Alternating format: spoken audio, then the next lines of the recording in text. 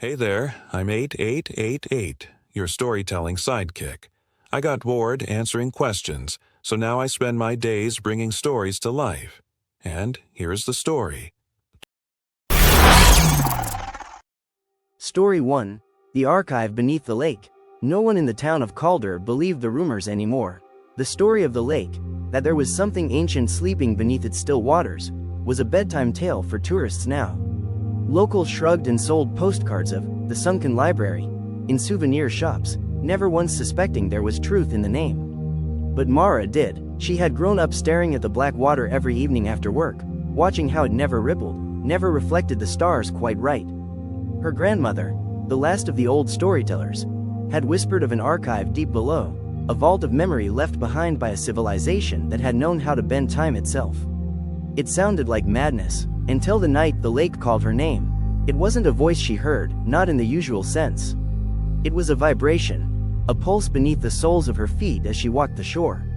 3 beats, pause, 3 beats again, like a message repeating, waiting to be answered. That night she returned with a small submersible drone, something she'd been tinkering with in her garage for months. It dove into the dark and vanished from her screen before it reached 30 meters. The feed died, but not before she saw something impossible. A stone archway, carved with runes older than language, yawning open beneath the silt. The next night, she dove herself. It was reckless, stupid, even. But curiosity gnawed harder than fear.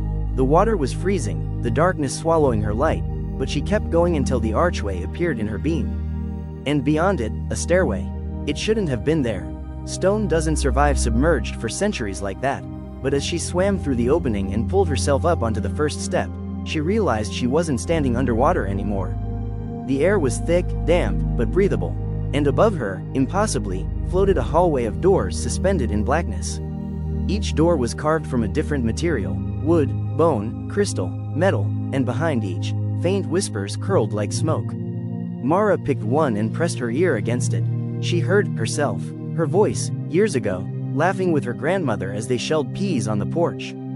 Then another door, her first heartbreak, playing out like a recording. Another, the sound of a choice she hadn't made, a life that could have been. The archive didn't store books. It stored lives. As she wandered deeper, she understood the truth. This was the memory of humanity itself, a place where every decision branched and echoed, where forgotten futures and buried pasts were kept alive. And at the heart of it all, a final chamber waited, empty, except for a single mirror. When she looked into it, she saw not herself, but 1,000 versions of her, each living a different path, each whispering one word in unison: choose. The mirror shimmered, and she knew. The archive wasn't meant to be explored. It was meant to remind those who found it that their story was still being written.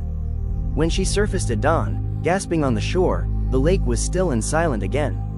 But something had shifted. Choices felt heavier now, time deeper, and every night, when she looked across the black water, she swore she could still hear the archive calling, not to be found, but to be remembered.